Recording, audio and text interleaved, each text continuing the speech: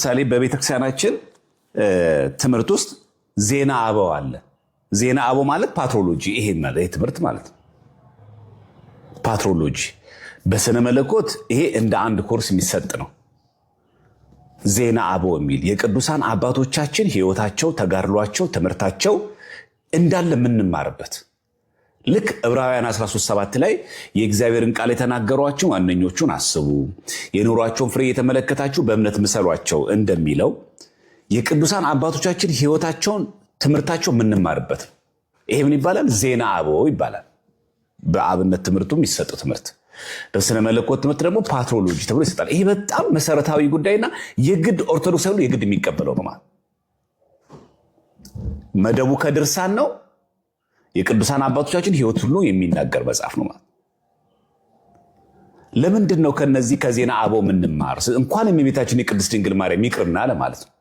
እንኳን የድንግል ማርያም የእመቤታችን ይቅርና ለምንድን ነው የቅዱሳን አባቶቻችን ሕያው የሆነ ህይወታቸው እንድንማር የሚያደርግ? አንደኛ መጽሐፍ ትእዛዝ ነው። ጌታችን ኢየሱስ ክርስቶስ ምንድን ያለው? በዘላለም ቤቶች እንዲቀበሏችሁ በዚያ ወዳጆችን ለራሳችሁ አድርጉን ያለ በሉቃስ ወንጌል ላይ ማለት ነው። የአመፃ ገንዘብ ሲያልቅ በዘላለም ቤቶች እንዲቀበሏችሁ ወዳጆችን ለራሳችሁ አድርጉ። ስለዚህ ወዳጆችን ለራስ ማድረግ ያ ማለት ወዳጅ የምናደርገው በሙስና በዘረኝነት በምናምን አይደለም፣ በቅድስና በንጽህና በተጋድሎ እነሱን በመምሰል ነው። ቅድስና ማለት እውነተኛ ኦርቶዶክሳዊ ህይወት ማለታችን ነው። ስለዚህ እግዚአብሔር ከፈቀደ ደግሞ የተወሰኑ ነጥቦችን ከዚህ ላይ እያጣቀስን እንማማራለን ማለት ነው። እሺ መጀመሪያ የምናየው ከሃይማኖት አበው ነው። ካሜራውን ላዙርላችሁና ከሃይማኖት አበው ላይ ይህንን የሚያወሱ ትምህርቶችና መጽሐፍቶችን እያየን እንማማራለን ማለት ነው። እሺ አሁን እዚህ ጋር እንደምትመለከቱት ሃይማኖት አበው ነው። መጀመሪያ የምንጠቅሰው ከሃይማኖት አበዋችን ስለሆነ ከዚሁ ከሀገር በቀል የቤተክርስቲያናችን ሊቃውንት መተርጉማን ከጻፉት ካስተማሩት ትምህርት እየጠቀስን አበው አባቶቻችን ምን እንዳስተማሩ ምን እንደመከሩን እና ደግሞ ስለ ገድለ ቅዱሳን ደግሞ ምን ብሎ እንደምንማር ምን ብለን መማር ደግሞ እንዳለብን እንዲህ ብሎ ሲያስተምር እናገኛለን። መጀመሪያ የምናነሳው ቄርሎስን ነው። ቄርሎስ ነው ሃይማኖተ አበው ዘቅዱስ ቄርሎስ ነው። እንደምናውቀው ቄርሎስ የቤተክርስቲያናችን ከቀደምት የቤተክርስቲያናችን አባቶች መካከል አንዱ ነው። እንግዲህ ቄርሎስን የማያውቅ አለ ብዬ አላስብም አይደል? ቄርሎስን የማያውቅ የለም። እዚህ ሃይማኖተ አበው ላይ የቄርሎስ አለ፣ የእስክንድሪያው ማለት ነው። ሃይማኖተ አበው ዘቅዱስ ቄርሎስ ገጽ 253 ላይ ይጀምራል። ሃይማኖተ አበው ዘቅዱስ ቄርሎስ ማለት ነው። ምዕራፍ 73 ላይ እንሄዳለን። ምዕራፍ 73 ቁጥር 13 ላይ ክፍል 13 ላይ እንደዚህ ይለናል። ክፍል 13 ላይ ቁጥር 18 ላይ እንዲህ ይለናል። ይሄ ሃይማኖተ አበው ዘቅዱስ ቄርሎስ ማለት ነው።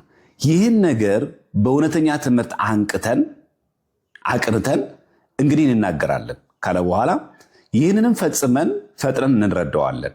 እኛስ አለ ሰማዕታት በሃይማኖት በምግባር ፍጹማን በሆኑ ጊዜ ወደው ፍጹም መከራ እንደተቀበሉ ሃይማኖትንም አጽንተው እንደጠበቁ ጌታችን ኢየሱስ ክርስቶስንም ደስ የሚያሰኝ ክብር እንዳገኙ እንናገራለን። ይህ ስለምን እያወራ ነው? ስለ ገድለ ቅዱሳን ነው የሚያወራው። ማን ነው የሚያወራው? ቄርሎስ። ምን ላይ? ሃይማኖተ አበው ላይ። እንዴት ከሃይማኖታችን ጋር እንዴት እንደሚገናኝ ማለት ነው። ነገረ ቅዱሳንን መማር በቀጥታ ከሃይማኖታችን ጋር እንደሚገናኝ የነገረ ማን ነው? ቄርሎስ ነው። ሃይማኖተ አበው ምዕራፍ ስንት አለ? 73 ክፍል ስንት ነው? 13 ቁጥር ስንት? 18 ገጽ ስንት ነው? 273 ላይ ይህን ነገር በእውነተኛ ትምህርት አቅንተን እናቀናለን። እንዲህ እናገራለን። የትኛውን ትምህርት? ይህንን ፈጽመን እንረዳዋለን። ፈጽመን ፈጥነን እንረዳዋለን። እኛስ አለ ማን? እኛ ኦርቶዶክሳን በሙሉ ወክሎ ማለት ነው። ምንድናቸው ሰማዕታት? ሰማዕታት በሃይማኖት በምግባር ፍጹማን በሆኑ ጊዜ በምን? በሃይማኖትም በምግባር። ልክ ጌታችን በማቴዎስ ወንጌል ምዕራፍ 5 ቁጥር 48 ላይ የሰማይ አባታችሁ ፍጹም እንደሆነ እናንተ ምን ሆኑ? ፍጹማን ሁኑ ብሎ እንዳዘዘ። ፍጹማን በሆኑ ጊዜ ምንድን ነው የሚያደርጉት? ወደው እንድናመልካቸው ነው የሚያደርጉት። ስለዚህ የሰማዕታት መስፈርቱ ምንድን ነው? በሃይማኖት በምግባር ምን መሆን? ፍጹም። ፍጹማን በሆኑ ጊዜ ወደው ፍጹም መከራ እንደተቀበሉ። ለካ ሰው ፍጹም መከራ የሚቀበለው በሃይማኖት ነው፣ በምግባር ፍጹም ሲሆን። ከበደኝ መከራ መቋቋም አቃተኝ ካለ አንድ ሰው በሃይማኖት በምግባር ፍጹም አልሆነም ማለት ነው። እና እዚህ ጋር እንደምትረዱት ሰማዕታት ነው አለ የሚለው በምግባር በሃይማኖት ፍጹማን በሆኑ ጊዜ ወደው ፍጹም መከራ እንደተቀበሉ ካለ በኋላ ሃይማኖትን አጽንተው ማን? ሰማዕታት።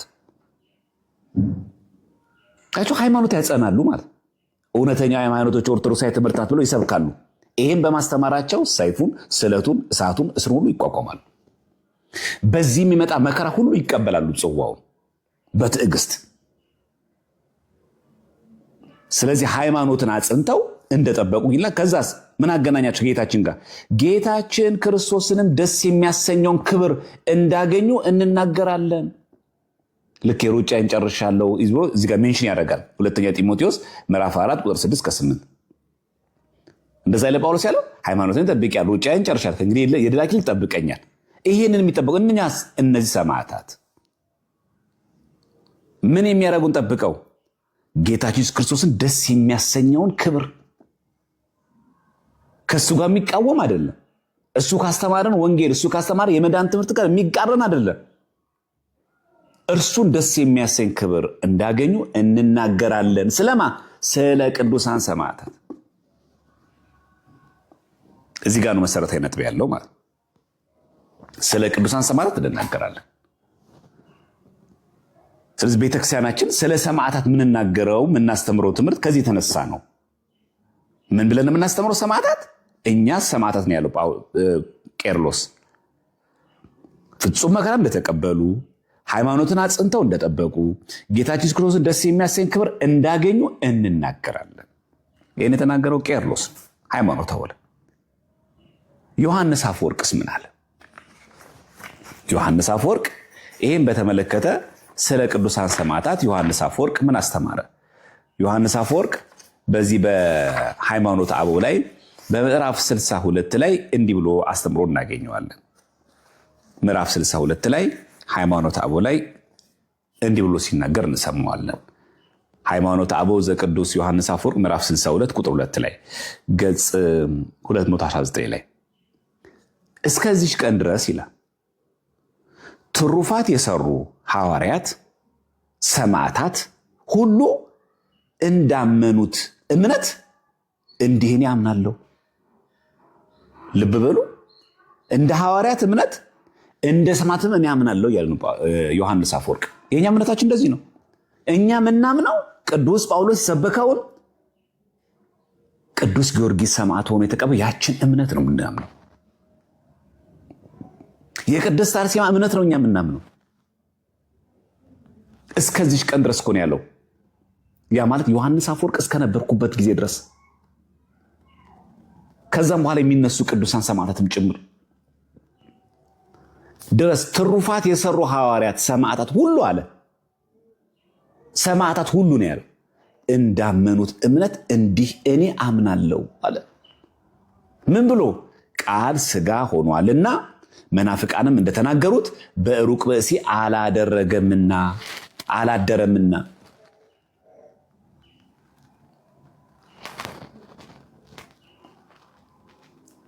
እኛ ምናምነው እውነት ምን ብለን ነው? ከዚህ በፊት እንዳመኑት ሐዋርያት ሰማዕታት እንደነሱ አይነት እምነት እኛ እናምናለን። ያንቺ እምነት ማን ነው? ቅድስት ክርስቶስ ሰምራ እንዳመነችው እምነት። የኛ እምነት ምንድን ነው? እነ አቡነ ገብረ መንፈስ ቅዱስ፣ እነ ቅዱስ ጊዮርጊስ፣ እነ ቅዱስ ዘርአብሩክ እነሱ እንዳመኑት እምነት እኛ እናምናለን። ይሄ በነገራችን ላይ ዮሐንስ አፈወርቅ የመሰክረው የሰሩትን ትሩፋት በሙሉ ሁሉን ያለ ሰባት ሁሉ እንዳመኑት እምነት እንዲሆን ያምናለዋል። የእነሱን እምነት ነው እኛ የምንመሰክረው። ቅዱስ ጊዮርጊስ ገድሉን ያመነውን እምነት ወደዛ አሽቀንጥሮ ጥሎ እኔ ኦርቶዶክሳዊ ክርስቲያን ማለት አይቻልም። ቅዱስ ጊዮርጊስ የሚያምነው እምነት ነው እኔ ማምነው። ቅድስት አርሴማ ሰማዕት የሆነችለትን አምላክ ነው እኛ ማምነው። ቅዱሳን ሰማዕታት ዋጋ የከፈሉለትን አንገታቸውን ለሰይፍ እግራቸውን ለእሳት ለስለት አሳልፎ የሰጡ የነዚህ ቅዱሳን እነሱ የሚያምኑት እንደዛ ምናለው ነው። ሰማዕታት ሁሉ እንዳመኑት እምነት እንዲህን ያምናሉ ነው ያለው። አይታችሁ የሚያምነው እንዴት ነው? ሰማዕታት እንዳመኑት እኔ እንደዚህ ሆኖ ማምነው። ማን ያለን? ይሄንን የቤተክርስቲያናችን ታላቅ አባት የሆነው ቅዱስ ዮሐንስ አፈወርቅ ግድ ነው ማለት ነው። አይታችሁ ሲታመን እምነት እነዚህ ሰማዕታት እንደሚያምኑት እምነት አምናለሁ። ለምን?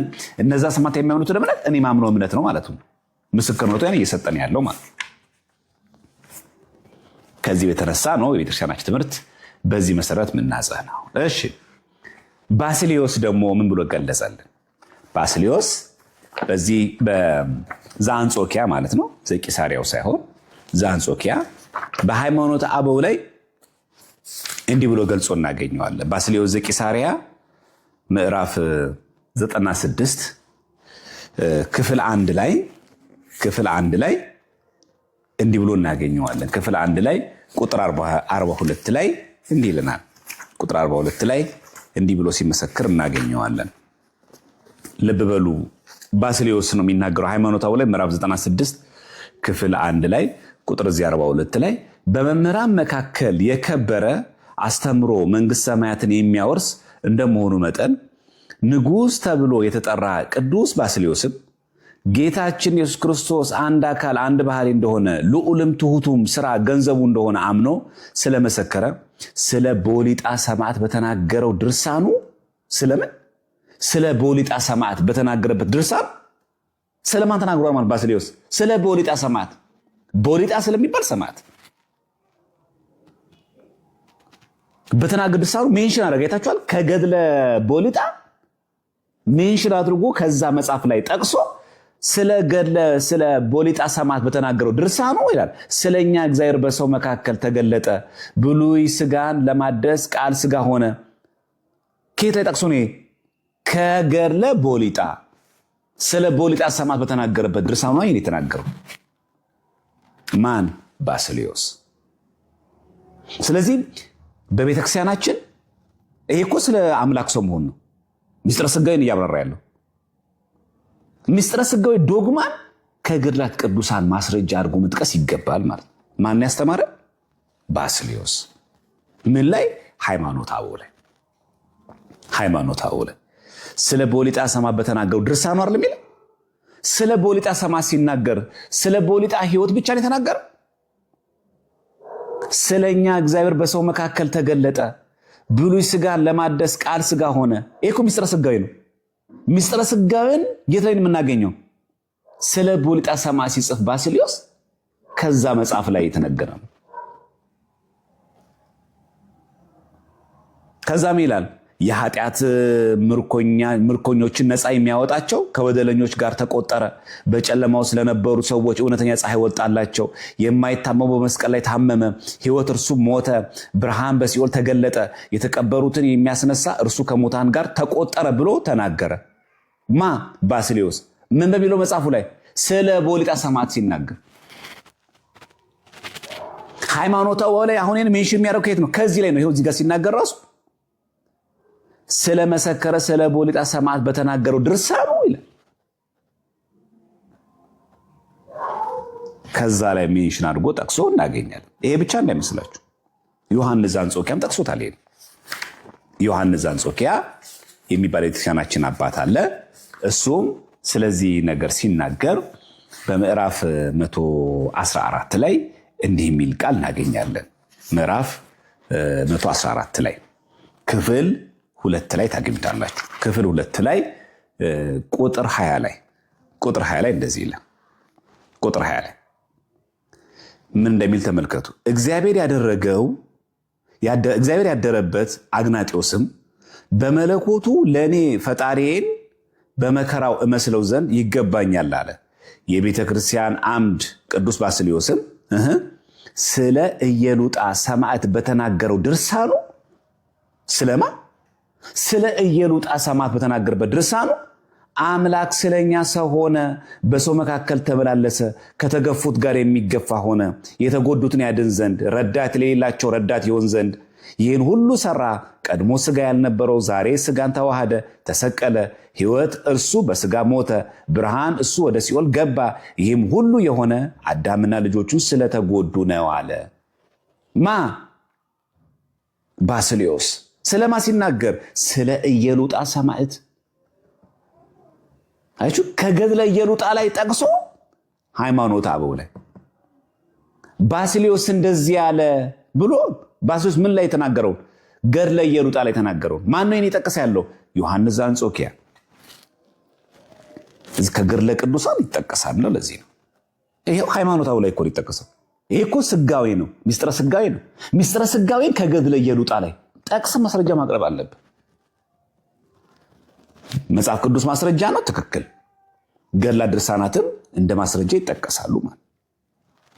ከዚህ ጠቅሶ ምን ብሎ እናገኛለን? ስለ ኢየሉጣ ሰማዕት በተናገረበት ድርሳኑ አለ። መጽሐፉ ስለ ኢየሉጣ ሰማዕት ነው የሚናገረው፣ ግን ስለ ኢየሉጣ ሰማዕት ብቻ ነው የሚናገረው ብሎ ነገረ ስጋዌን ግን አልተወውም። በተናገረ ሰው ምን አለ? አምላክ ስለኛ ሰው ሆነ። ይሄን የት ነው ያገኘው? መጽሐፍ ቅዱስ ላይ አለ እኮ፣ ግን በተጨማሪ ማለት ተጽፎ እናገኘዋለን። ባስልዮስ ስለ ኢየሉጣ ሰማዕት ሲሆን የአምላክን ሰው መሆን ጭምር አብሮ ተናግሮ እናገኛለን። ምክንያቱም ኢየሉጣ ሰማዕት ሆና ዋጋ የከፈለችው ይሄ ሰው ሆኖ እኛን ላዳነን አምላክ ተአማኒ ሆና ስለተገኘች ነው።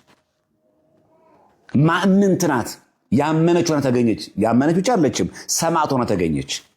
ይሄን የአምላክ ሰው መሆን ስለምታምን ነው። ለዚህ ነው ባስልዮስ ዘቂሳርያ ስለ ኢየሉጣ ሰማዕት በተናገረበት ገድሉ መጽሐፍ ላይ ስለ ነገረ ስጋዌ አስፋፍቶ ጽፎ የምናገኘው። ስለዚህ ዮሐንስ የተባለው ዘአንጾኪያ ባስልዮስ የተባለን አባት፣ ባስልዮስ ደግሞ ገድለ ኢየሉጣን በጻፈበት ስለ ኢየሉጣ ሰማዕት። እንግዲህ እንደምታውቁት ጻድቃን ሰማዕታት የሚጻፍላቸው ገድል ገድለ ቅዱሳን ነው። የመላእክት ሲሆን ድርሳን ነው። ድርሳነ ሚካኤል፣ ድርሳነ ገብርኤል፣ ድርሳነ ሩፋኤል፣ ድርሳነ ኡራኤል እንዳለ። የመላእክት ሲሆን ድርሳን፣ የሰዎች ተጋድሎ በሰማዕትነት ያረፉ በተጋድሎ ያረፉ ደግሞ ገድለ ተክለ ሃይማኖት፣ ገድለ ጊዮርጊስ፣ ገድለ አርሴማ፣ ገድለ ክርስቶስ ሰምራ እንዳለ። ስለዚህ ስለ ኢየሉጣ ሰማዕት በተናገረ ድርሳን ስለዚህ ነገር ስለጠቀሰ ከዛ መጽሐፍ ላይ ጠቅሶ ባስልዮስ እኮ ስለ ኢየሉጣ ሰማዕት ሲናገር እንዲህ ብሎ መሰከረ። ምን ብሎ? አምላክ ስለኛ ሰው ሆነ፣ በሰው መካከል ተመላለሰ፣ ከተገፉት ጋር የሚገፋ ሆነ ብሎ ተናገረ። ይሄን ጠቅሳለባል። ይሄ ቤተክርስቲያናችን ያለ የሚሰጥ ትምህርት መሆኑን ልናውቀው ይገባል። እንግዲህ ስለዚህ ይሄን አክል ከተነጋገርን እንግዲህ ከገድለ ቅዱሳን ይሄ የምናገኘት ውስጥ ነው ሃይማኖተ አበው ላይ ሃይማኖተ አበው ላይ ከገድለ ቦሊጣ ከገድለ ኢየሉጣ ላይ ባስልዮስ የተናገረውን እንደ ምንጭ እያደረጉ አበው ጽፈው ሲጽፉ እናገኛለን። ይሄ መጀመሪያ ቤተክርስቲያናችን ያለ ሁላችን እጅ ያለ ሃይማኖተ አበው መጽሐፍ ነው፣ ልናነበው ይገባል ነው። ሌላው ወደዚህ ደግሞ እንግባ። ባለፈው ያው አጅሬው ሲያውለበልበው የነበረው ዮኒ ማኛን ለማታለል የዘ ኦርቶዶክስ ስተዲ ባይብል የሚለው መጽሐፍ ኤንሸንት ክርስቲያኒቲ ስፒክስ ቱ ቱዴይስ ወርልድ የሚለው መጽሐፍ እየጠቀሰ ያንን ሰው ሲያታለው እየሰማን ነበር። በእውነቱ እጅግ በጣም ያሳዝናል። ለሚሰማው ሰው ለሚያየው ሰው እጅግ በጣም ያሳዝናል። አንዴ ቆዩ።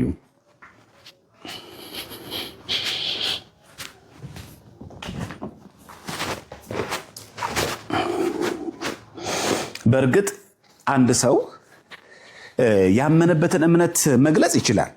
ይሄ ምንም ስህተት የለውም። እኛ የምናምነውን እምነት ስለምንናገር ሌሎች ሰዎች የሚያምኑትን እምነት አይናገሩ የሚል አቋም የለንም። ይሄ ፍትሐዊነትም አይደለም እንደምታውቁት ማለት ነው። ማንኛውም ሰው ያመነውን እምነት የመናገር መብት አለው። ሲናገር ግን በተቻለ መጠን ሰዎች ይታዘቡኛል፣ እንደው ቀዳዳ ስሆን እንደው ሰው ምን ይለኛል ማለት ውሸት እኮ አይደለም። ይሄ ቀዳዳ መሆን ሰው እንዴት በዚህ ልክ ሷሽ ምን ይሉኛል፣ ነገ ቢጠይቁኝ ምን መልሳለሁ ብሎ ማለት አለበት ሰው ማለት ነው። እንዲሁ ዝም ብሎ ብቻ አንደበታችን ላይ የመጣውን ነገር ብንናገር ነገ ሰው መጽሐፉን ሲገልጠው እውነታውን ሲያቀው ምን ብሎ ሊመልስልን ይችላል ነው ያገኛል። የትስ እንገባለን? የዛኔ ማስረጃ ሲኖረናል ለምሳሌ አይኖረንም እኮ። የተወሰኑ ነጥቦችን ለማንሳት ስለፈለኩ ነው ይሄን ሁሉ ምላችሁ ማለት ነው። ለምሳሌ በቤተክርስቲያናችን አሁን ዛሬ እመቤታችን ስለሆነች ወደ ነገረ ማርያም ልግባ። ቅድም ጠቅላላውን ነገር ያነሳሁት ስለ ነገረ ቅዱሳን ስለሆነ አሁን በተቻላችሁ መጠን ማስታወሻ እያያዛችሁ ትከታተሉ። በጣም ቆንጆ ነው። ስንማማር ሁል ጊዜ አንድ አቅጣጫ ብቻ እንዳይሆንብን ማለት ነው። ብዙ ጊዜ እኛ ጋር ስንፍናችን ማስታወሻ እንይዝም ስንፍና ስላለ ያ ሁሌ እንረሳዋለን እና በየጊዜው ደግሞ እንጠይቃለን። አሁን ይሄ ጆሮ ጠገብን ምሳሌው ጆሮ ጠጋብ ብዙ ቤተክርስቲያን ትሰማላችሁ። በተለይ ሰንበት ያደገ ሰው ይህን አያጣውም። ዘፍጥረት 28:11 ላይ እስከ 12 ስታነቡ ወደ አንድ ስፍራ ያዕቆብ እንደደረሰ እዚህ ቦታ ከደረሰ በኋላ ያዕቆብ ፀሐይም ጠልቃ ነበርና ከዚያ አደረ። በዚያም ስፍራ ድንጋይ ያነሳ፣ ከራሱም በታች ተንተርሶ በዚያ ስፍራ ተኛ ይላል። ከዛ ቁጥር 12 ላይ ይላል ሕልምም አለመ። እሺ እነሆም መሰላል በምድር ላይ ተተክሎ ራሱም ወደ ሰማይ ደርሶ እነሆም የእግዚአብሔር መላእክት ይወጡበት ይወርዱበት ነበር ይላል። አሁን ይህ ምሳሌ ነው፣ እንሰማዋለን። ተመልከቱ እንግዲህ አሁን መሰላል እንዳየ ከነዚህ መሰላል ተኝቶ ደግሞ ህልም እንዳለ ይላል። ይሄንን መሰላል እኛ ቤተክርስቲያናችን መቶ የሚተረጎም ሁላችሁ የምታውቁት ማለት ነው። ይሄ መሰላል ምድር የእመቤታችን ምሳሌ ነው አይደል? ይሄ መቼስ የማያውቀው የለም፣ ሁላችን እናውቀዋለን። ይሄ ምሳሌ ማለት ነው። ይሄንን ምሳሌ ታዲያ እዚህ መጽሐፍ ላይ ብሎ እንደተረጎመ ደግሞ ልንገራችሁ። እዚህ መጽሐፍ ላይ ማለት ነው። ይሄ አሁን ዘ ኦርቶዶክስ ስተዲ ባይብል የሚለው መጽሐፍ ላይ እንግዲህ የተመልከቱ። ይሄንን ዘ ኤንሸንት ክርስቲያኒቲ ስፒክስ ቱዴይስ ወርልድ ነው የሚለው። የጥንት ቤተክርስቲያን አበው ክርስቲያኖች ለአሁን ላለው ዓለም ምን ብለው እንደተናገሩ ይሄ መጽሐፍ በነገራችን ላይ ይሄ አሁን እኛ ጋር የ80 አንቀበል ምናምን ብሎ የሚናገሩት ጭምር ያካተተ ይሄ መጽሐፍ እንትንም እንዳይመስላችሁ። አንደኛ መቃቢያን አለው፣ ሁለተኛ መቃቢያን፣ ሶስተኛ መቃቢያን አለው፣ መጽሐፈ ጦቢት አለ፣ መጽሐፈ ዮዲት አለ። እነዚህ ሁሉ ኢቭን መጽሐፈ ባሮክ ጭምር አለው። ይኸው መጽሐፈ ባሮክ ጭምር አለ። ይኸው ጀርሚያ ካለ በኋላ ባሮክ አለው፣ ሰብቀ ኤርሚያስ አለው። ስለዚህ መጽሐፈ ጥበብ፣ መጽሐፈ ሲራክ ጭምር አለ ይሄ መጽሐፍ ማለት እና የታተመው ደግሞ ዩኤስኤ የታተመው ይሄ መጽሐፍ ማለት እና ይሄንን ባለፈው ዮኒ ማኛን ለማታለል እዚህ መጽሐፋቸው ላይ የለም ብሎ በጣም በማታለል ሲናገር ስለሰማ ነው። እንደው ከመጣሽ ማርያም ታምጣሽ እስቲ መጽሐፍ የመግለጥ አቅም ካላቸው እስቲ ለምን ገልጠን አናየውም በሚል ነው የምናየው ማለት። እሺ ይሄንን እኛ አሁን ያዕቆብ መሳል እመቤታችን መስራታለን አይደል? ያዕቆብ በህልም አይቶ ያያት ረጅም መሳል እመቤታችን ቅድስት ድንግል ማርያም ብለን እናገራለን። እዚህ መጽሐፍ ላይ ይላል፣ እስቲ እንመልከተው። ዘፍጥረት ምዕራፍ 28 አይደለም የሚሆነው ወደ ዘፍጥረት ምዕራፍ 28 ማለት ነው። ሁላችሁም በደንብ አክታችሁ አስተውሉ። ተመልካቶች እዚህ ጋር ወደ ዘፍጥረት ምዕራፍ 28 አይደል? ይሄው ጀነሲስ ነው። ምዕራፍ 28 ገጽ 37 ላይ ነው። እዚህ ፉትኑ ተመልከቱ ቁጥር 12 ላይ። ምክንያቱም እዚህ ቁጥር 12 ላይ ምን ይላል? ሕልምም አለመ፣ እነሆ መሰላል በምድር ላይ ተተክሎ ራሱም ወደ ሰማይ ደርሶ እነሆም የእግዚአብሔር መላእክት ይወጡበት ይወርዱበት ነበር አለ የሚለው። እዚህ ፉትኖት ላይ እንደሚል ታውቃላችሁ። እዚህ ፉትኖት ላይ ቁጥር 12 ላይ እዚህ ጀነሲስ ያው ምዕራፍ 28 ቁጥር 12 ላይ ምን እንደሚል ዳጉ ፉትኖት ላይ the ladder that reached to heaven speaks of the mother of God። አይገርም? ይሄ የተዘጋው መሰላል የሚናገረው ስለማን ነው? ስለ አምላክ እናት ነው የሚናገረው። ይሄን መጽሐፍ ገልጣችሁ እኛ ላይ ትፎክራላችሁ። ይሄን እኮ እኛ አይደለም የጻፍ ነው፣ እኛ አይደለም የጻፍ ነው። ይሄን በእውነቱ ምን ይላል? the ladder መሰላሉ that reached to heaven እስከ ሰማይ ደርሶ የነበረው መሰላል የሚናገረው ስለማን ነው? of the mother of God and the son of God born of her ከሷ መወለዱ። ቤተክርስቲያናችን በያዕቆብ መሰላል እመቤታችን ትመስላለች አይደል? ማይንድ ዩ ይሄንን የያዕቆብ መሰላል በጥንት የቤተክርስቲያን አባቶች ዘንድ ኤንሸንት ክርስቲያኒቲ ዘንድ ራሱ የታወቀ ነው። አጅሬው ባለፈው ዕለት እንደሰማችሁት ከየት አምጥታችሁ ነው እንደዚህ የምትናገሩት? የት አግኝታችሁ ነው እንደዚህ የምትናገሩት? እንደዚህ የሚል መጽሐፍ የለም ብሎ የሚናገር ሰው ማለት። ስለዚህ በዚህ አጋጣሚ የያዕቆብ መሰላል እመቤታችን እንዴት እንደምትባል ከነዚህ መጽሐፍቱ ላይ ጠቅሶ ማሳየት ስለሚቻል ብናሳየው በጣም መልካም ነው። እሺ እንቀጥል። የቃና ዘገሊላ ደግሞ እንመልከት እስቲ። ባለፈው ማንተ አይተን ነበረ። ላለፋችሁ ሰዎችም ክለሳ እንዲሆናችሁ አንድም ደግሞ እመቤታችን ቅድስት ድንግል ማርያም ስለሆነች ዛሬ እመቤታችን ቅድስት ድንግል ማርያምን በማሰብ የዮሐንስ ወንጌል ምዕራፍ 2 ላይ የእመቤታችን ምልጃ አለ አይደለ? ቃል ኪዳኗን በተመለከተ የኛ ቤተክርስቲያን ትምህርት ምን እንደሚል ላሳይ እዚህ ጋር ማለት ነው። ተመልከቱ እንደሚል ማለት ነው። ገጽ ምዕራፍ 2 ላይ ይኸው ዘፈርሳይን አትካና የመጀመሪያው ተአምር ያደረገበት ቃና ዘገሊላ ላይ ይሄ መጽሐፍ ምን ብሎ እንደሚተነትን እንየው። እሺ ያው አንቺ ሴት ከኔ ጋር ምን አለሽ የሚለው ቃል አለ ሁላችሁ የምታውቁት።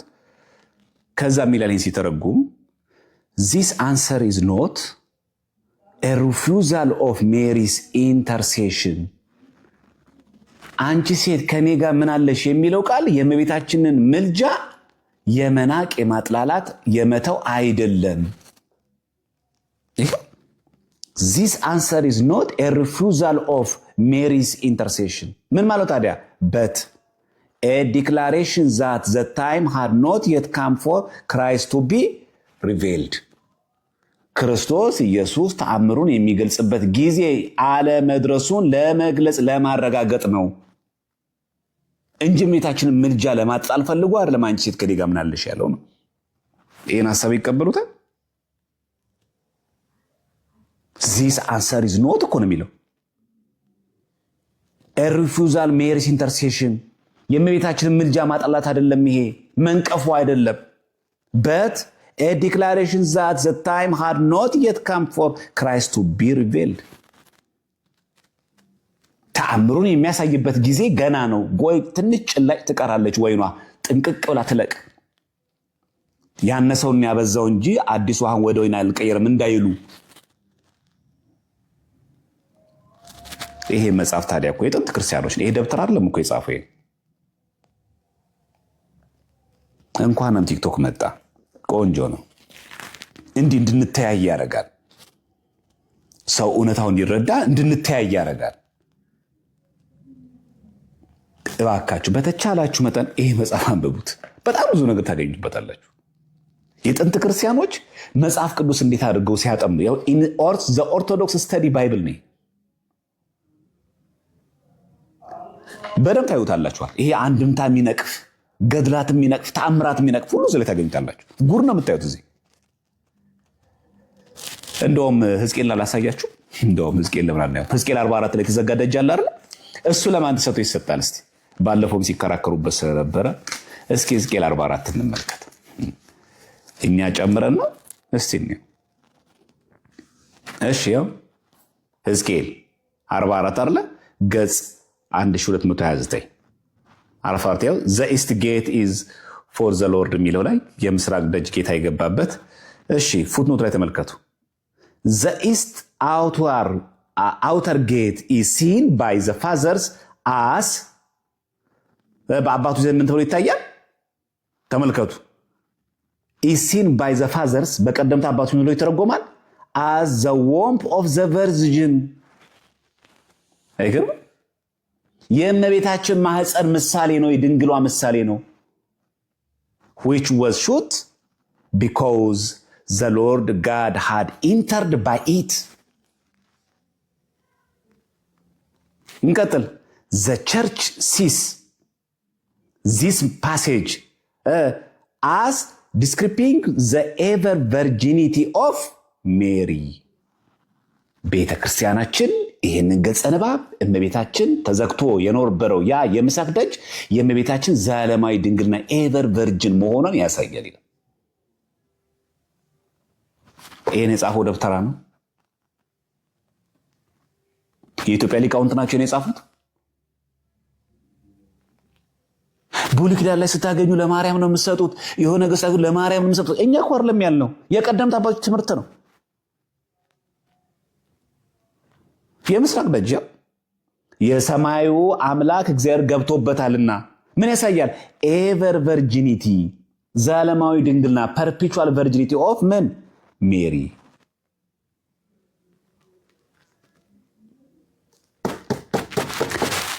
ይሄ ለቤተክርስቲያናችን እንዴት የሚነገር እንደሆነ ማሳየት ያስፈልጋል።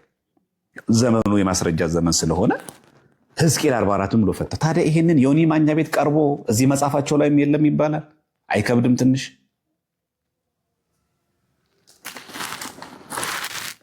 እና ባለፈው ያሳየኋችሁ ውሸት ለዛ ነው። ይሄ ሉቃስ 1:28 ላይ ጠቅሶ ይሄው ሪጆይስ ሃይሊ ፋቨርድ ዋን ነው የሚለው። ይህንን እኮ ካነበበ በኋላ እኮ አንድ ሰው ቢያንስ ፉትኖት አይ እኛ እኮ እነሱ ጋር እኮ ስንሞግት አዲሱ መደበኛ ትርጉም ምን እያሳየን ነው? ፉትኖቱን ተመልከተው፣ ከስር ማብራሪያውን ተመልከተው እያልን አይደል? አብ ወልድን በፖዚሽን ይበልጠዋል የሚለውን ተመልከተው እያልን እኮ ነው። ይህን ፉትኖት እንኳን አይመለከትም። ምን ይላል እዚህ ጋር? ይሄው 1:28 ጸጋ የሞላብሽ የሚለው ተመልከቱ እንደሚል 1:28 ይኸው ሉቃስ ወንጌል ማለት ሜሪ ይላል ቢንግ ዘኒው ኢቪ ማርያም አዲሲቷ ሔዋን ዳግሚት ሔዋን ትባላለች ይላል። ይኸው ገጽ 1363 ነው። ሜሪ ቢንግ ነው የሚለው ዘኒው ኢቪ ይቀጥላል። እቺ ሃይሊ ፋቨር ደግሞ ሲያበራ ሃይሊ ፋቨር ዲና በቅንፉስ ኢንግሪክ ቻሪቶ ይባላል። ሃይሊ ፋቨር የሚለው ከዛስ ካን ኦልሶ ቢ ትራንስሌትድ ፉል ኦፍ ግሬስ ጸጋ የሞላብሽ ተብሎ ይተረጎማል። ምን የሚለው ሃይሊ ፋቨር ደ ቦልድሊ እኮ ነው የጻፈው። የታችሁት ጋር ቦልድሊ። በእርግጥ እችን ዮኒ ማኛ ካየ ስለሚቀለበስ ያለው አማራጭ መጽሐፉን ከቨር ፔጅ አሳይቶ ማለት ብቻ ነው።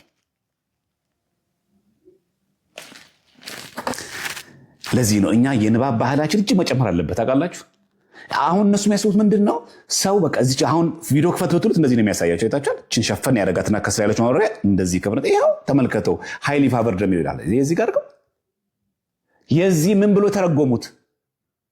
ሃይሊ ፋቨርድ የሚለው በግሪክ ቻሪቶ በዘመናዊ ማለት ነው። በኮይኒ ግሪክ ደግሞ በጥንቱ ግሪክ ደግሞ ጸጋ የሞላብሽ የሚለው ኬሪቱ ምን ነው የሚባለው? እሱ ካን ኦልሶ ቢ ትራንስሌትድ ፉል ኦፍ ግሬስ ይባላል። ለዚህ ነው ባለፈው ዕለት ያነሳ ነው። በነገራችን ላይ እዚሁ ሉቃስ 2:7 ላይ የበኩር ልጇን የሚለው ምን ነው ተረጉሞ ታውቃላችሁ? የበኩር ልጇ ወለደች የሚለው ሉቃስ 2:7 ላይ ያለው ዘ ተርም ፈርስት ቦርን ይላል። የበኩር ልጅ የሚለው ዳዝ ናት ኢምፕላይ ሜሪ ሃድ አዲሽናል ችልድረን። የበኩር ልጇን ስላለ ድንግል ማርያም ሁለተኛ ልጅ እንዳላት አድርገን እንዳታስብ፣ ተጨማሪ ልጆች አሏት ብለን እንዳታስብ። እንደዛ የሚል ገና አይገልጽም ነው። ዳዝ ናት ኢምፕላይ ማለት እንደዛ አይገልጽም፣ እንደዛ አያሳይም። ዘ ተርም ፈርስት ቦርን ዳዝ ናት ኢምፕላይ ሜሪ ሃድ አዲሽናል ችልድረን ምን ያሳያል? በት ኦንሊ ዛት ኖ ቻይልድ ዋዝ ቦርን ቢፎር ጂሰስ ምንም አይነት ልጅ እንደሌላት ቀድሞ ያሳያል።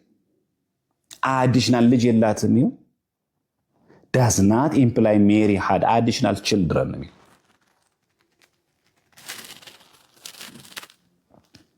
የማቴዎስ 12:46 ይሄ መጽሐፍ ብሎ ይገልጻል። ወንድሞቹ አሉ ይላል ብሎ የሚፎክሩበትን እስቲ እንየው። ይሄ መጽሐፍ ብሎ ይገልጻል። መቼ ዘመኑ ጉድ ስለሆነ ማየት ነው እንግዲህ ያለብን። እሺ ይሄ ዘመን ጥሩ ስለሆነ እንደውም ቆንጆ ነው ማንበባችን። ይሄ ወንድሞቹ የሚለው የማቴዎስ ወንጌል ይሄ ማቴዎ ነው። ይሄ ገጽ 1291 ላይ ከ12 ምዕራፍ 12 ቁጥር 46-50 ላይ ሲተረጉም እኔ የምፈልጋት ችነት ሲሆን እናንተ ማንበብ ትችላላችሁ። እዚህ ምን ይላል መሰላችሁ? ክራይስት ሂምሰልፍ ሃድ ኖ ብለድ ብራዘርስ ይላል። ክርስቶስ ራሱ በስጋ የሆኑ ወንድሞች የሉት።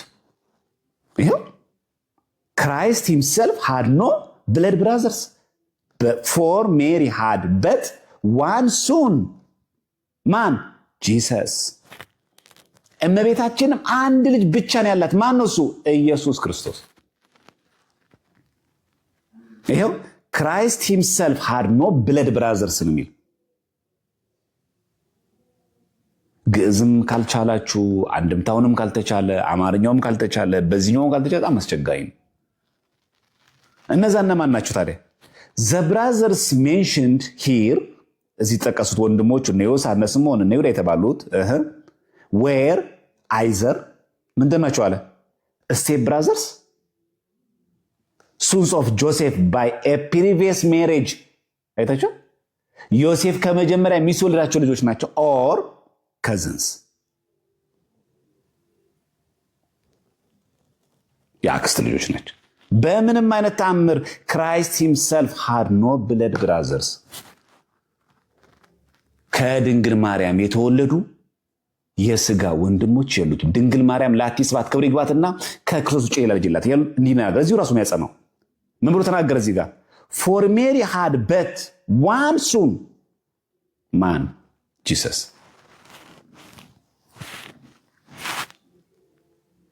ስንት ማስረጃ አይበቃም? እንጨምር ትንሽ። ተመልከቱ፣ የያዕቆብ መሳል ተመለከትን። የሕዝቅኤል የተዘጋ ደጅን ተመለከትን። ለማን ተቀጸለ? ለእመቤታችን። ወንድሞች እህቶች እንዳሉት ለማን የተነገረው? ስቴፕ ብራዘርስ ናቸው። በቤተክርስቲያን አባቶች ያለው እይታ ምንም አይነት ተአምር በምንም መልኩ ድንግል ማርያም ከዮሴፍ ከተነ ልጅ ወለደች የሚል የለም። የቀድሞው ትምህርት ላይ የለም። እናንተ ናችሁ ያሳተማችሁት ደግሞ እንዳይሉ ይሄን መጽሐፍ በደንብ ማየት ያስፈልጋል። እስክሪንሾት ለምታነሱ ሰዎች ማለት እኛን ለሚያሳተም ነው። አቅምም የለንም እንደዚህ አድርጎ ለማሳተም።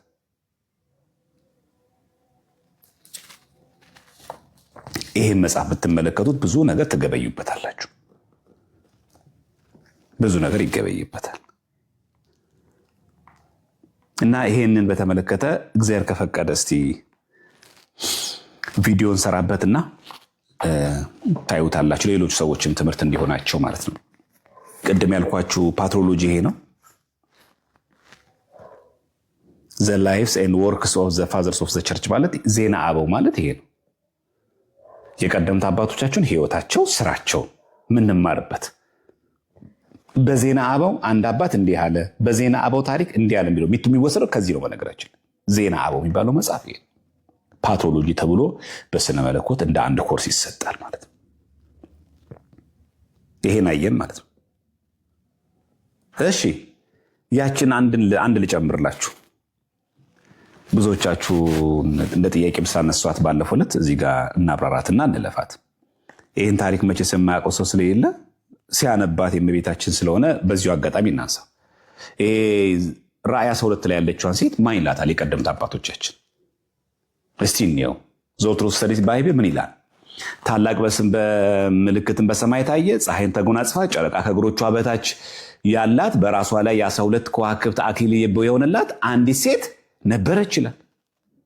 ይህንን ብሎ ይፈተዋል። እስቲ እዚህ መጽሐፍ ላይ እንመልከት። ማየት ጥሩ ነው። በነገራችን ላይ እያንዳንዷን ነገር ንቅስ አድርጎ ማየት እጅግ በጣም ጠቃሚ ነገር ስለሆነ እስቲ እንየው። የቀድሞ አባቶቻችን ኤንሸንት ክርስቲያን ምን ብሎ ያምናሉ? ኦርቶዶክስ ተዋሕዶ ቤተክርስቲያን የኢትዮጵያ ነው ቀይራ ወደዚያ ቀየረችው ሆኖ ለእመቤታችን ሰጠችው ወይስ ደግሞ በቀድሞ አባቶች ዘንድም ይሄ ትምህርት አለ የሚለውን ሪቬሌሽን ገብተን ምዕራፍ 12 እናያለን ማለት ነው። እሺ ይኸው ምዕራፍ 12 ዘ ውመን ሄር ቻይልድ ኤንድ ዘ ድራገን ሪቬሌሽን ነው። ምዕራፍ 12 ነው። ይሄ ምን እንደሚል ተመልከቱ። እዚህ ጋር ዘ ግሬት ሳይን ኢን ሄቨን ዘ ውመን ኢዝ አይዘር ዘ ቴዎቶኮስ አይታችሁ ወላዲተ አምላክ ናት፣ ኦር ትሩ እስራኤል ዘ ቸርች። ለማን ሰጥቶ ይሰጣል?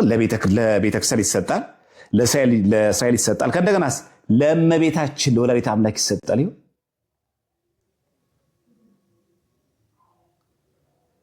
ተሰጥቶ ይተረጎማል። አዎ ለቤተክርስቲያን ይሰጣል። ፍጽምት የሆነች የቤተክርስቲያን ደግሞ የምትወክለው ማለት እመቤታችን ቅድስት ድንግል ማርያም ናት። ለእስራኤል ተሰጥቶ ይተረጎማል። እንደኛ አንድምታ እንደውም ለመምህራን ሰጥተውም ይተረጉሙታል። መምህራን በጭንቅ ደቀ መዛሙርት እንደሚወልዱ ያቺ ሴት በጭንቅ ወለደች እንደሚለው ማለት እዚህ ጋር የሚገርማችሁ እዚህ 12 ምዕራፍ 12 እዚህ 13 ላይ ሲተረጉም ሳታን ይላል ሰይጣን ሄትስ ክራይስት ኤንድ ሂዝ ማዘር ይላል። ሰይጣን ክርስቶስና ድንግል ማርያምን ይጠላል ይላል። በጣም የሚገርም ነው። ከዛ የኛ መተርጉማ እንዴት እንደተረጉመና እዚህ ጋር አንድ አይነት ሙሉ አሳያችሁ።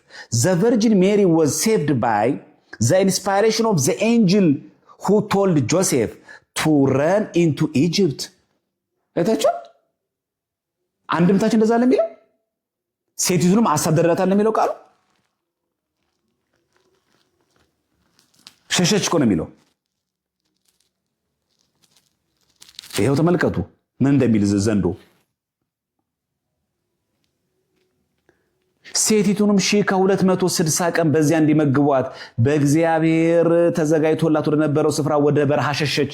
ይሄ ወደ ሸሸች ወደ ግብጽ። ይሄው እዚህ ጋር ተብራርቷል። እዚህ ጋር አይታችሁ ራእይ 12 13 16 ላይ ያለው ቃል ሰይጣን ክርስቶስና ድንግል ማርያምን ይጠላል። እናቱን ይጠላል። ሰይጣን ሄትስ ክራይስት ኤንድ ሂዝ ማዘር ማለት ሰይጣን ክርስቶስንና እናቱን እጅግ በጣም ይጠላል። መልአኩ ምን አለ? ሕፃኑና እናቱ ወደ ግብፅ ሽሽ። ለእመቤታችን ሰጥቶ ይተረጎማል አይተረጎምም? ይተረጎማል። ይሄ ማን ትምህርት ነው? ኤንሸንት ክርስቲያኒቲ፣ የቀደምት ቤተክርስቲያናችን አባቶች ትርጉም ይህን ይናገር። ይበቃናል፣ ሲበዛ እንዳይሰለቻችሁ። ይሄ መጽሐፍ በጣም ብዙ ነገር አለ። አሁን ይሄ ሴቲቱ የሚለው መስረጃ ያሳዩን። እንደው ለእመቤታችን ሰጥቶ የተረጎመ ካለ በነገራችን ላይ ኤጲፋንዮስ ተርጉሞታል። ፓናሪዮን በተባለው መዝገብ ላይ እንደተባለው መጽሐፉ ላይ ሴክሽን 78 ላይ አለ። ለእመቤታችን ሰጥቶ እንደሚተረጎም ጥቁምታ ይሰጠን አንዱ ኤጲፋንዮስ ነው። ፓናሪዮን በተባለው መጽሐፉ ላይ እግዚአብሔር ከፈቀደ መጽሐፉ ሲገባልኝ ያሳያችኋለሁ። እሱ መጽሐፉ ላላችሁ ግን ፓናሪዮን በተባለው መዝገብ መድኃኒት ማለት ነው። ፓናሪዮ ማለት ኤጲፋንዮስ ነው የጻፈው። ሴክሽን 78 ላይ ቃል በቃል ታገኙታላችሁ። ለእመቤታችን ሰጥቶ ራእይ 12 ላይ ሴቱን ለእመቤታችን ሲያች ሴት ድንግል ማለት ነው ልትተረጉም እንደምትችል ከቀደምት አባቶች አንዱ ኤጲፋንዮስ ተርጉሞ እናገኛለን። ይሄን ይመስላል ማለት ነው። ግልጽ ነው አሁን ሐሳቡ? ኮመንት ላብራላችሁና ይሰማችኋል?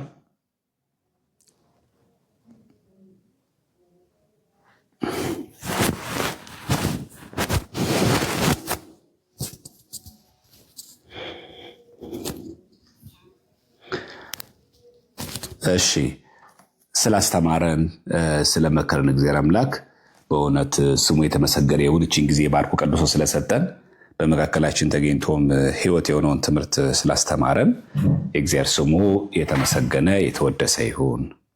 እንዳይረዝምባችሁ ይበቃል። ትምህርት አጠር ሲል ቆንጆ ነው፣ ሲረዝም ደግሞ ሀሳቦቻችሁ እንዳይበተኑ እንደዛ ለማድረግ ይረዳል። እሺ፣ ትምህርቱን ሙሉ የተከታተላችሁ ኦርቶዶክሳውያን ክርስቲያኖች ካላችሁ ያልገባችሁ ጥያቄ ካለ ገብታችሁ ጠይቅ ትችላላችሁ። እሺ፣ መሌ ካለ አስገባቸው፣ መሌ ካለ አስገባቸውና እናብራራለን ማለት ነው። ታዲያ ይሄ አይጠቅምም? በጣም እች መጽሐፍ እንዴት አያችሁት? ይሄን መጽሐፍ ይሄ መጽሐፍ እንዴት አያችሁት?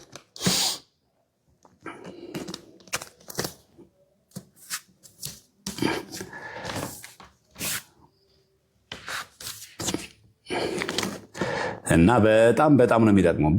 በጣም ይጠቅማልና በደንብ አድርጋችሁ ብታነቡት፣ በተለይ ይሄ የቤተክርስቲያን ትርጓሜ አንድምታ የሚጠላ ሰው እንዳለ ቃል በቃል ቁጭ ያለው ቅድም እንዳልኳችሁ በቃ ያዕቆብ ያያት መሳል ለእመቤታችን ተሰጥቶ ተተርጉሞ፣ ሕዝቅኤል ያየ የተዘጋጅ ልጅ ለእመቤታችን ተሰጥቶ ተተርጉሞ፣ ቃል በቃል ራእየ ዮሐንስ ምዕራፍ 12 ላይ እመቤታችን እንደሚሰጥ እንደሚተረጎም አለ። የሚገርማችሁ ይሄ በማቴዎስ ወንጌል ላይ በሉቃስ ወንጌል ላይ የምናገኘው ወንድሞች እህቶች የሚለው ቃል እንዴት እንደሚተረጎም የቀደምት አባቶች ትምህርት ላይ ያለን። ኦርቶዶክስ ታዲያ ምንድን ነው ያጠፋችሁ? ኦርቶዶክስ ስህተቷ ታዲያ ምንድን ነው? ከአንድምታ ስናሳይ አይደለም እናንተ ናችሁ የሆነ ደብተራ ጽፎ ነው ይሉናል። ይሄኛው ላይ ስሽማን የጻፈው ይህን ማን ጻፈው እንበለውሽ?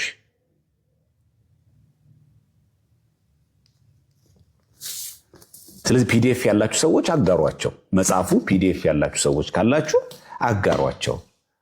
ድንገት አማዞን ላይ ስለሚገኝ መጽሐፉ ውድ ከሆነ ካሉ አጋሯቸውና ማየት ይችላሉ። እሺ፣ ስለዚህ እመቤታችን የቅድስት ድንግል ማርያም ኪዳነ ምሕረት በተመለከተ ነው ዛሬ እንግዲህ የተማማር ነው። ትምህርታችንም ፒዲኤፍ ካለ መላኩ ቴሌግራም ላይ ቁጭ አድርግላቸውና ማንበብና ማየት ትችላላችሁ። በደንብ አግታችሁ አንባቢ በደንብ አግታችሁ ማገናዘብ የምትችሉ ሌሎች ሰዎች ደግሞ እንደ ማስረጃ ማቅረብ የምትችሉ ሰዎች መሆን አለባችሁ። ክርስቲያኖች ሁላችሁም አደራ ምሎ ለእናንተ ነው። በደንብ አድርጋችሁ ደግሞ እውቀቱ ቢኖራችሁ ደግሞ ሌሎች ሰዎችን ማዳን ይቻላል። በቃ ትርጓሜያት ምኖች መገንዘብ። አሁን እኛ ምን አደረግን? ከየት ጀመርን? ከሃይማኖተ አበው ከዚህ ጀመርን። ስለ ገድላት ስለ ቅዱሳን መናገር በቤተክርስቲያናችን ትምህርት እንዳለ ይህን አነሳን ማለት። ከዛ ደግሞ ተጨማሪ አዲሽናል ሜት ይቀጥላል። አሁን እኛ እዚህ መጽሐፍ ላይ ስለተጻፈ አይደለም እኛ ትክክለኛቸው የታወቀው። እዚህ መጽሐፍ ላይ ባይጻፍም እኛ ምንም ችግር የለብንም። እኛ እዚህ መጽሐፍ ላይ ስለተዘገበ የኛ ሃይማኖት ትክክል ነው እያልን አይደለም። እኛ ሃይማኖታዊ አባችን በቂ ነው። ድርሳነ ቀርሎሳችን በቂ ነው። ትርጓሜዎቻችን በቂዎች ናቸው። ግን ደግሞ አለፍ ያለ አንባቢ ሊኖር ይችላል። ከተለያየ ቤተ እምነት የሆነ ሰው ፕሮቴስታንቶችም ሆነው በጎ ጭንቅላት ያላቸው ማንበብ የሚፈልጉ ማወቅ የሚፈልጉ ሰዎች ይኖራሉ። ለነዛ ሰዎች ደግሞ መጽሐፉ ሜንሽን ማድረግ መጠቆሙ ምንም ይጎዳው ነገር የለም። ማንበብ ጥሩ ነው፣ ይጠቅማል። ይሄ በቃ ግዕዝ ባገኘ ቁጥር አማርኛ ጽሑፍ ባገኘ ቁጥር የገድላት ድርሳን ባገኘ ቁጥር የሆነ በቃ እንትን ተስሎብናል ጭንቅላታችን ላይ በቃ እንድንፈራው የሆነ በቃ ችክችከ ቁጭ አድርጎ የጻፉን አድርጎን እንድናስብ ስለተደረግን ገባ ብሎ ደግሞ ማንበብ ደግሞ በጣም ጥሩ ነው። ጠለቅሉ እንድናቅ ስለሚረዳ ይሄ ቆንጆ ነገር ስለሆነ መገንዘቡ መልካም ስለሆነ ይሄን ሜንሽን ያደረኩላችሁ ማለት ነው። እመቤታችን ቅድስት ድንግል ማርያም በላዔ ሰብእ በጥቂት ውሃ ያስማረችውና እኛም ደግሞ በጥቂት ነገር ታስምረን። ዛሬ እመቤታችን ኪዳነ ምሕረት ናት እና እሷን በተመለከተ ስንናገር እጅግ በጣም ውስጣችን ሐሴት እየተሞላ ቃል ኪዳኗን እየተማመንን አማላጅነቷን እየተማመንን ብዙ ነገራችን የተቀረፈልን በሷ ነው። በእውነት እመቤታችን በቃል ኪዳኗ በአማላጅነቷ የቀደምት አባቶቻችን እንዴት ባለ ሁኔታ ይህንን ትምህርት እንደሚያስተምሩ ስንመለከት በጣም ነው የሚገርማችሁ። ፍቅሯን ስናየው ቃል ኪዳኗን ስናየው እንዴት እንደተጠቀሙበት ትረዳላችሁ። ስለዚህ በጣም በተደጋጋሚ ጊዜ ማንበቡ መገንዘቡ በጣም ጥሩ የሚሆኑ ለዛ ነው። ለመሰላችሁ አሁን ይሄ ቲክቶኩ መልካም ነገር የሚሆኑ ለምንድን ነው? ከፍተን እንድናይ ሁሉ ነገር እንድንገነዘብ ይጋብዛል። አሁን ምንደባበቅበት ዘመን አይደለም። አሁን አንተን የተረጎምከው አንተን እንደዚህ ያልከው ማነው እንደዚህ ያለው አባቶች እንደዚህ ያልተረጎም ለሚል ሰው ማየቱ እጅግ በጣም ጥሩ ነው። ልብ በሉ፣ እኛ እዚህ መጽሐፍ ስለተጻፈ አይደለም የኛ ትክክለኛ የተረጋገጠው። ይህንን ባያሳትሙትም ይሄ መጽሐፍ ባይወጣም እውነት ነው። መንፈሳዊ እውቀቶችን ስለምንገበይበት ማለት ነው። ስለዚህ ከአማዞን ላይ የምትገዙ ሰዎች ከቨር ፔጁ ይሄ መሆኑ እንዳትረሱ። እሺ፣ በዚህ ከቨር ፔጁ እንዲህ መሆኑ እንዳትረሱ። ከአማዞን ላይ የምትገዙ ሰዎች በዛ ፒዲኤፍ የምታነቡ ሰዎች ደግሞ አንዱ ይችላላችሁ። እሺ፣ ጥያቄ ያላችሁ ሰዎች ግቡ። ብሩክ ጥያቄ ያለኝ ብሏል። እሺ፣ ግባ እስቲ።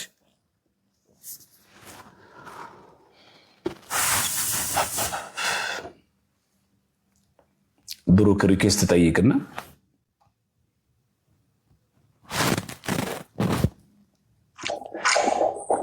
እንደምንድን ነህ ብሩክ? እግዚአብሔር ይመስገን ቃል ተሰማል። አሜን። አብሮ ያሰማን ወንድማችን። እሺ ወንድማችን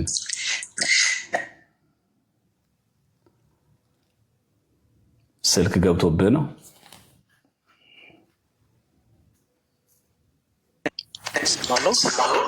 አዎ። እሺ ወንድማችን። እሺ ጥያቄ አሁን ካስተማርኩት ሳይሆን መኃልየ ሰሎሞን ላይ ከምዕራፍ 4 ጀምሮ ያለችው የተጠቀሰች ድንግል ማርያም ነች ወይስ በሴት አንቀጽ ቤተክርስቲያን ነች የሚል ነው። እሺ ጥሩ። ግን መጀመሪያ ላይ በተቻለ መጠን ጥያቄ ስላችሁ በተማርነው ትምህርት ላይ ነው። እሺ ከዛ ሌሎች ጥያቄዎች ሲሆን እንጨምራለን፣ አብራራለሁ በኋላ። በተቻላችሁ መጠን አሁን ጥያቄ ያላችሁ ሰዎች ስትገቡ በምትገቡበት ጊዜ መጀመሪያ በተማርነው ትምህርት ላይ ጥያቄ ያለው ሰው ግልጽ ያልተብራራ ነገር ካለ እናብራ። መጀመሪያ የሚቀድመው እሱ ስለሆነ ማለት እሱን እናብራራ እና እሱ ግልጽ ከሆነልን ደግሞ ወደ የሚቀጠው ጥያቄ እንሄዳለን ማለት ነው። እሺ በኋላ ላይ ይህን ጥያቄ እንጨርስና እዚህ ያለው ጥያቄ ከጨረሰ ወደ አንድ ጥያቄ እንመጣለን። እሺ ሌላ ሰው ካለ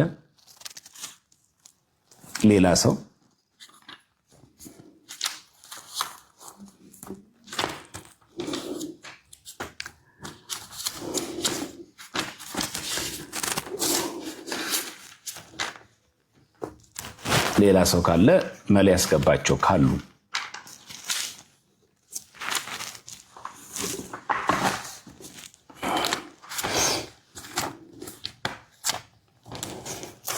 ገብቷችኋል ማለት ነው። ሁላችሁ እግዚአብሔር ይስጣችሁ። እንደዚህ ካረጋችሁልኝ በጣም ደስ ይላል። በጣም ጎበዝ አንባቢ ሆናችኋል ማለት ነው። ጎበዝ ሆናችኋል ወንድሞቻችሁ ሁላችሁ።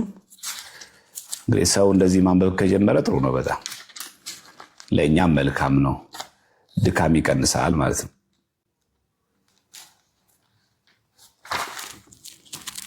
ድካም ይቀንሳል።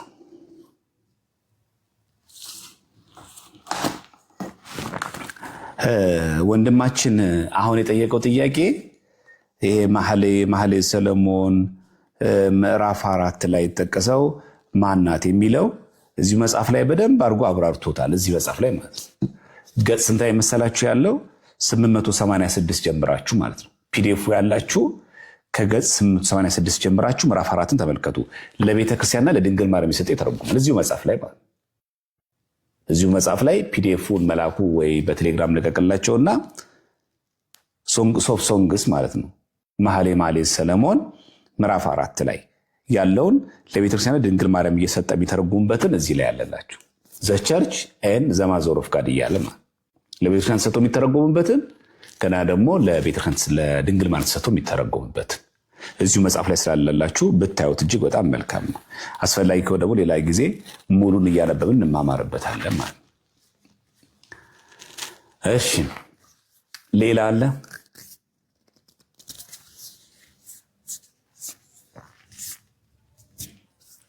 ድንግል ማርያም በተመለከተ ጥያቄ የሆነባችሁ ነገር ካለሽ አሁን ደግሞ ክፍት እናድርገው። እመቤታችን ቅድስት ድንግል ማርያም በተመለከተ ኦርቶዶክሳውያን ጥያቄ የተፈጠረባችሁ ነገር ካለ ከየትኛውም ማለት ነው ከቤተክርስቲያን ትምህርትም ከተአምረ ማርያምም ከድርሳነ ማርያምም ከነዚህ ሁሉ ጥያቄ የፈጠረባችሁ ነገር ካለ ወደ ትችላላችሁ።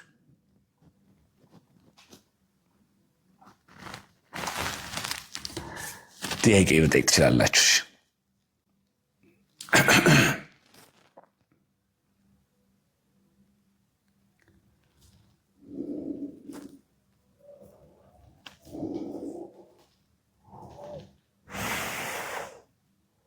የለም እግዚአብሔር ይስጣችሁ፣ ገብቷችኋል ማለት ነው።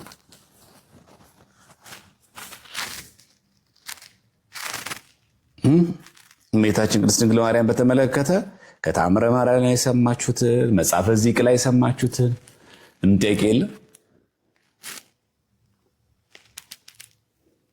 እሺ ማኪ እንዴት ነሽ? ማኪ ነው።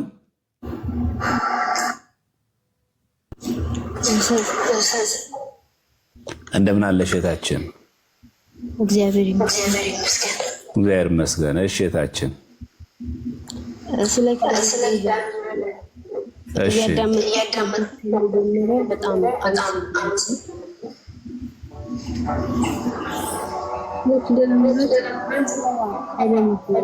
ጩኸት አለው እህታችን።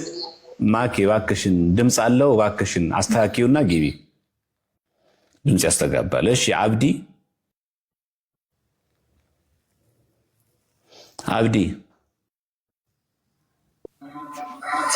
አቤት መምህር ሰላም አላችሁ? እንዴት ነህ? ደህና ነህ? አንተ ጋርም ጩኸት አለ፣ ድምፅ ያስተጋባል። እግዚአብሔር ይመስገን። እንዴት ነህ? እግዚአብሔር ይመስገን። ድምፅ አሁን ደህና ነው መሰለኝ። እሺ ወንድማችን ከየት ቤተ እምነት ነው? ክርስቲያን ነኝ ዲያቆን እኮ። የት ክርስቲያን? ምን የት ቤተ እምነት?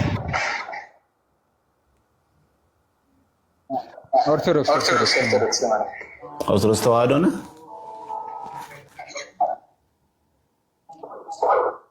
አዎ። የት ቤተክርስቲያን ነው የምታስቀድሰው?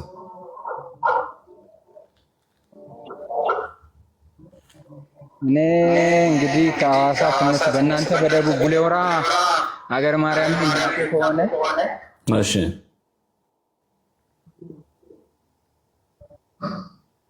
እየሄድክ ነው እንዴ? ቡሌ ሆራ እየሄድክ ነው?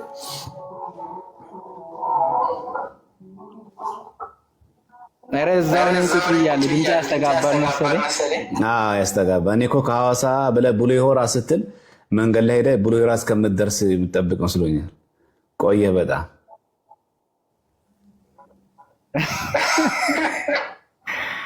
አይ መስመሩ ምናልባት ታውቃላችሁ ብዬ ነው። እሺ ቡሌ ሆራ ምን ቤተክርስቲያን ነው የምታስቀድሰው?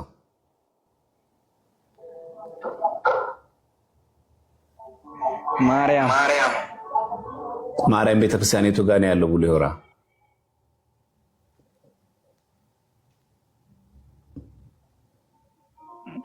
አቅጣጫውና ዲያቆን እኔ ክርስቲያን ነኝ ባይዘ እንትን ችግር የለም። ሁለት ስላሉ አብዴ ሁለት ቦታ ስላሉ ለዛ ነው ላረጋግጥ ብዬ ነው። ችግር የለውም። በዚህ አጋጣሚ መታወቂያ ይሆናል ደብሩ የት ቦታ እንደሚገኝ የት ሰፈር እንደሚገኝ።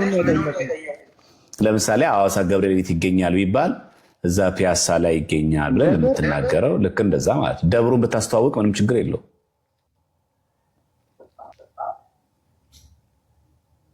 እሺ ምን ልንገራችሁ ማርያም? እሺ በቃ ጥያቄውን ጠይቀኝ።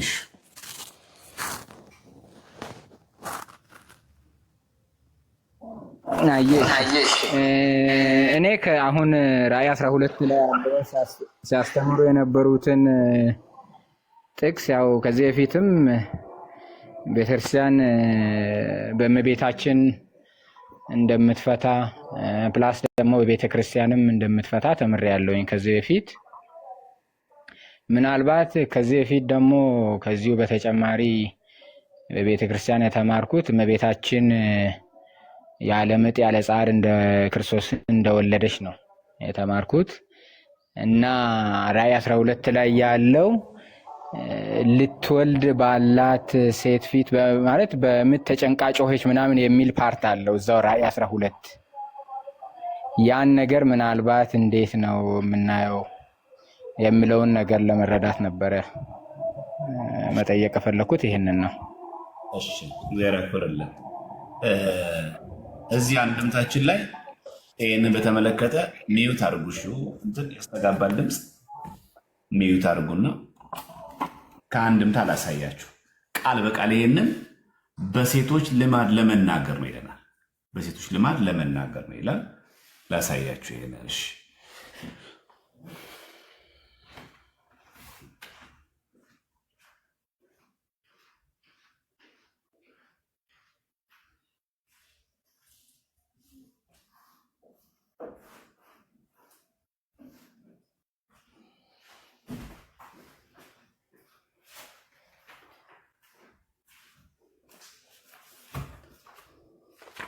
ራዕይ ዮሐንስ ምዕራፍ 12 ማንበብ ነው። ራዕይ ዮሐንስ ምዕራፍ 12ን ስትመለከቱ በጭንቅ ተጨንቃ የነበረችውን ሴት ምንነት በደንብ አክቶ አብራርቶ ሲናገር እናገኘዋለን። እሺ ላስነብባችሁ አንዴ። ወንድማችን ኦርቶዶክሳዊ ክርስቲያን ስለሆነ ለሱ ላሳየው። እሺ እዚህ ጋር ይሄ መጽሐፍ ይታያል አይደል? አሁን ለምሳሌ መጽሐፍተ ሐዲሳት ሰለስቱ ይልና ግብረ ሐዋርያት አለበት፣ የመልእክታት አሉበት፣ የጴጥሮስ፣ የዮሐንስ፣ የይሁዳ መልእክት፣ የያዕቆብ መልእክት እነዚህን ጨምሮ ማለት ነው። ከዛ እዚህ መጽሐፍ ላይ ገጽ 425 ላይ ራዕይ ዮሐንስ ይህን ሲተረጉም ይላል መሰለ። ገና እዚህ ጋር ለእመቤታችን ሰጥቶ እንደሚተረጎም የነገረን ራሱ ነው። ምን ብሎ ካልክ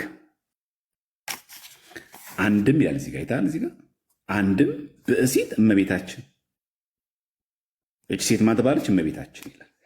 ከዛ ምን ብሎ ይተረጉማል? በጭንቅ ወለደች ይላል አይደል? በጭንቅ ወለደች ይላል። ያንን ብሎ ምን ብሎ እንደሚተረጉሙት ደግሞ ላሳይ። እዚህ ጋር ወፅንስት ይላል፣ ጌታን ጸንሳለች። ወትግዕር ይላል፣ በጭንቅ ቅድም ያልኩ አንተ በሌሎች ሴቶች ልማድ ትግዕር አለ እንጂ በሷስ የለባትም ይላል። አይታችሁ በሌሎች ሴቶች ልማድ ለመናገር ነው እንጂ እመቤታችን ላይ የለባትም። ስለዚህ አሁን አንተ ምንም ግጭት የለውም። እመቤታችን አዎ ስትወልድ እንደዚህ መጨነቅ ምናምን ብሎ ምጥ ምናምን ነገር የለባትም። ሲጀመር የኛ ቤተክርስቲያን ትምህርት ምንድን ነው?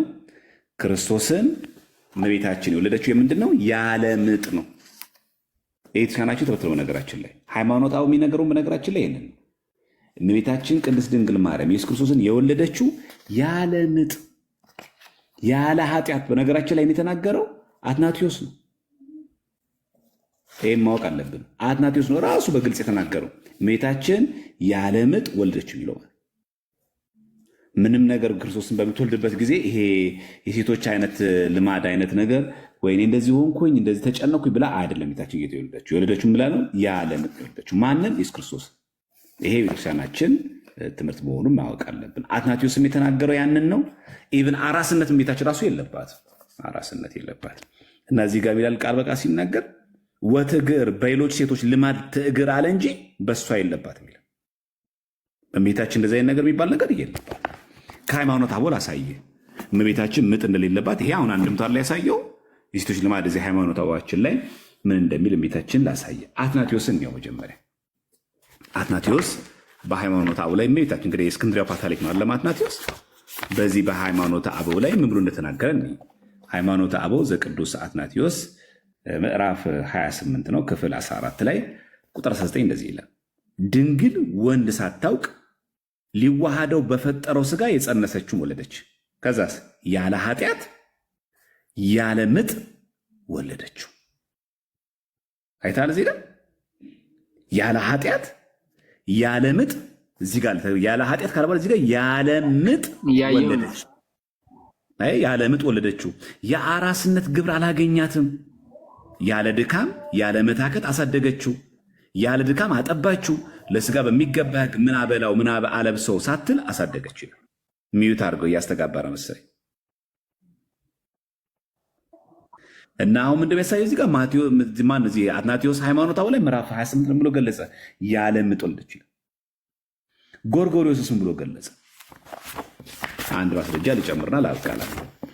ጎርጎርዮስ ደግሞ በዚህ በሃይማኖት አበው መጽሐፋችን ላይ ጎርጎርዮስ ዘንዚናዙ ነው። ይሄ ምዕራፍ 60 ላይ ማለት ምዕራፍ 60 ክፍል 1 ላይ ቁጥር 14 እና 16 እንደሚል ተመልከት። እናንተ አላዋቂዎች የድንግል ማርያም ምን መጽነሷን መውለዷን እንደ ሌሎች ሴቶች አታስመስሉ። እንዴት እንሆን? ለእመቤታችን ለድንግል ማርያም ይህ ሊነገርባት አይገባም። የእግዚአብሔርን ቃል ያለ ዘርአ ብእሲ ያለ ወንድ ዘር ማለት ነው ጸንሳ ምጥ ሳይሰማት ወለደችው እንጂ ሩቅ ብእሲ የወለደችው አይደለም። የመለኮቱ መገኘት ከእመቤታችን ቅድስት ድንግል ማርያም በስጋ ከሞሉ ወዲህ አይደለም፣ አስቀድሞ የነበረ ዓለሙን አሳልፎ የሚኖር ነው። ይሄ ማን ትምህርት ነው? የጎርጎርዮስ ምዕራፍ 60 ክፍል 1 ቁጥር 14 እስከ 16 ላይ እናገኘዋል። ስለዚህ ሜታ ያለ ምጣር የሚለው ያለ ኃጢአት፣ በዚህ አጋጣሚ ኃጢአት የሌለባት ያሳያል። ወልደችው ለምንድነው ታዲያ አንድምታው እንደዚህ ያለው? በሴቶች ልማድ ለመናገር ነው። ግልጽ ነው።